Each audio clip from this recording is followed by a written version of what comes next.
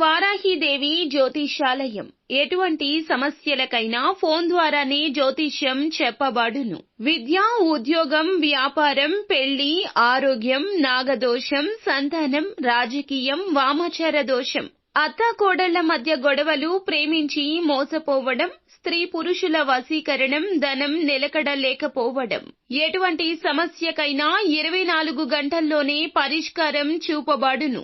Number 1 వశీకరణ specialist Pandit Pawan Namboodiri, Kerala తాంత్రిక గురువు గారు. Phone number 9043637512.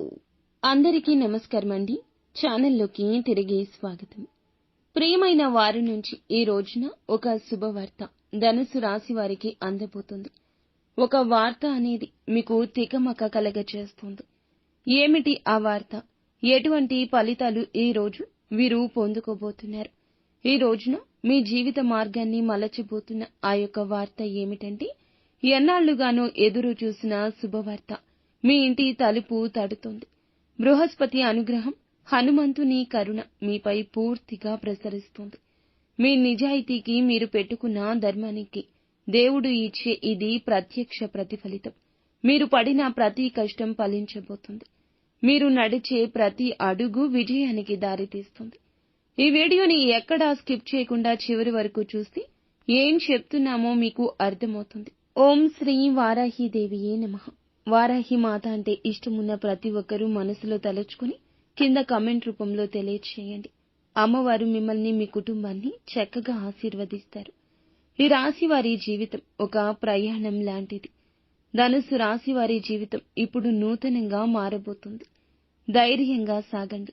స్వభావపరంగా నిజాయితీ కలవారు. జీవితంలో ఎప్పుడూ ఎదుగుదల కోసం కృషి చేసేవారు.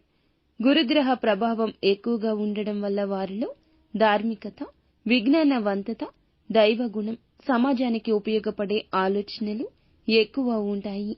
వీరి మనస్సు విశాలం, మాటలు బలంగా ఉంటాయి. కొన్నిసార్లు అహంకారంగా అనిపించవచ్చు. చిన్న చిన్న విషయాలు పట్టించుకోకుండా పెద్ద విషయాలపై వీరు దృష్టి పెట్టే స్వభావం ఎక్కువ. ప్రయాణాలను ఇష్టపడతారు. కొత్త విషయాలను తెలుసుకోవాలనే తపన, ఉత్సుకత విశ్వవిద్యాలయం స్థాయి నుంచి ఉంటుంది. చదువుకోవాలనే ఆకాంక్ష వీరిలో ఎక్కువ. ఒక చోట ఉండడం కన్నా ఎన్నో చోట్ల తిరగడం, అన్వేషించడం బాగా నచ్చుతుంది. గురువు, పెద్దల మాటలు వినడం, తపస్సు చేయడం, దైవారాధన చేయడం వీరి జీవితంలో సహజంగా ఉంటుంది. ఈ రాశి వారు నెమ్మదిగా ఎదుగుతారు, కానీ స్థిరంగా ఎదుగుతారని చెప్పుకోవచ్చు. చదువు పట్ల ఆసక్తి ఎక్కువ, కానీ కొన్ని సందర్భాల్లో విసుగు కూడా వేస్తుంది. అంటే గమ్యం వారికి స్పష్టంగా ఉండడం వల్ల మళ్లీ పట్టుదలతో ముందుకు సాగుతారు. జ్ఞానపీఠ పురస్కారాలు, గురుతత్వపు స్థానం పొందగల వీలు ఉన్నవారు వీరు. ఈ రాశివారు కుటుంబానికి, సమాజానికి ప్రాధాన్యత ఇస్తారు. స్నేహితులతో చాలా నిస్సహాయంగా ఉంటారు. సహాయం చేయడానికి ఎప్పుడూ ముందుంటారు, కానీ స్వేచ్ఛను కోల్పోవడం ఇష్టముండదు. వీరి హృదయం నిజంగా మంచిది, కానీ కొన్నిసార్లు మితిమీరిన అహం చూపించే అవకాశం ఉంది. వీరు చేసిన తప్పులు ఒప్పుకునేందుకు ఆలస్యం చేస్తారు. సారాంశంగా పశ్చాత్తాపం పొందుకుంటారు. అయితే ధన సంపాదనపై కూడా వీరు దృష్టి పెట్టే సందర్భాలుంటాయి. వ్యాపారంలో విజయం సాధించొచ్చు, కానీ దానికి అనుగుణంగా శ్రమ, నమ్మకం కావాలి.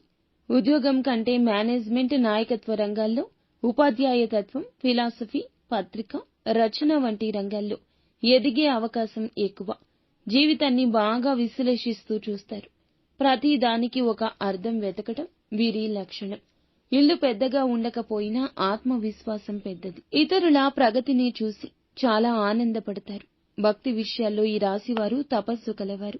గురుగ్రహ ప్రభావం వల్ల పూజలు, యజ్ఞాలు, వ్రతాలలో పాల్గొనే అవకాశం ఉంటుంది.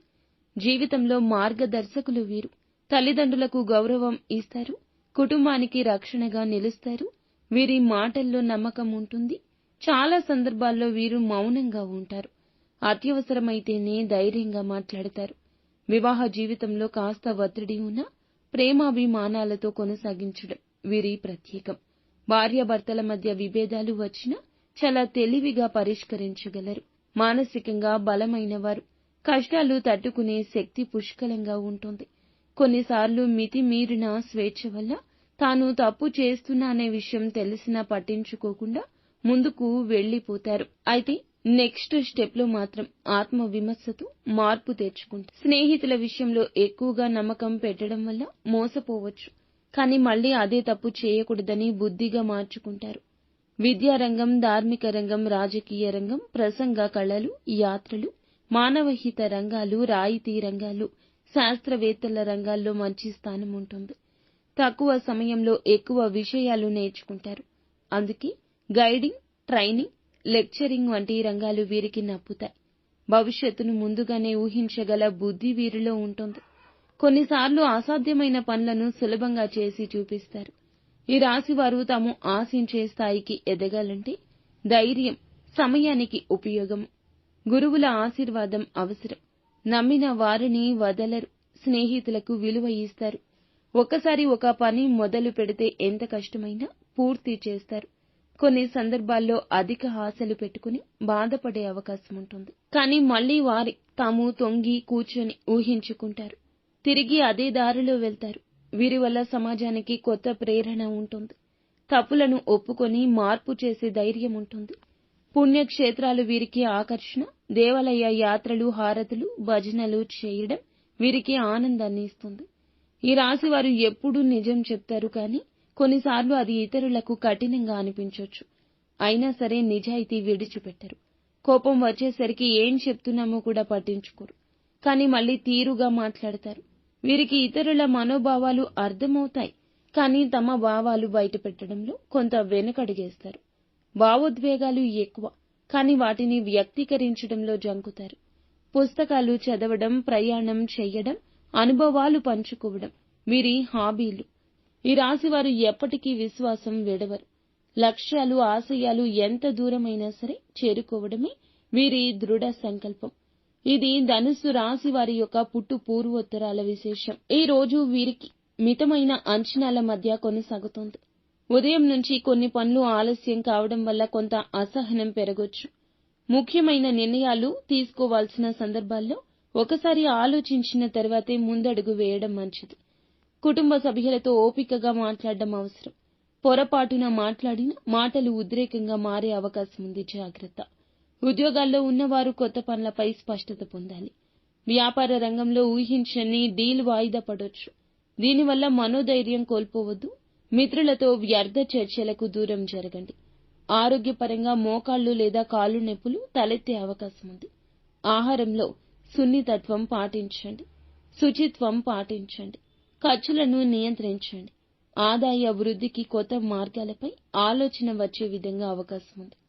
అనవసర లావాదేవీల్లో పడకుండా ప్రస్తుత పరిస్థితి పటిష్టంగా నిలుపుకోవడం మంచిది. పాత స్నేహితుడి నుండి సమాచారం ఒకటి ఆనందాన్ని కలిగించొచ్చు. రాత్రి సమయాల్లో కుటుంబంలో చిన్న చిన్న సమస్యలుండొచ్చు. దేవాలయ దర్శనం చేసుకుని ఆత్మశాంతి పొందండి. రోజు సాధారణ స్థాయిలో ఉంటుంది. ఈ రోజు ధైర్యం, ఓర్పుతో ఉంటే మంచి పరిణామాలు ఆశించొచ్చు. ఇది విశేష ఫలితాల దినంగా చెప్పొచ్చు. ఉదయం నుంచే చురుకుదనం, ఉత్సాహం ఉంటుంది. పనుల్లో విజయం ఉంటుంది.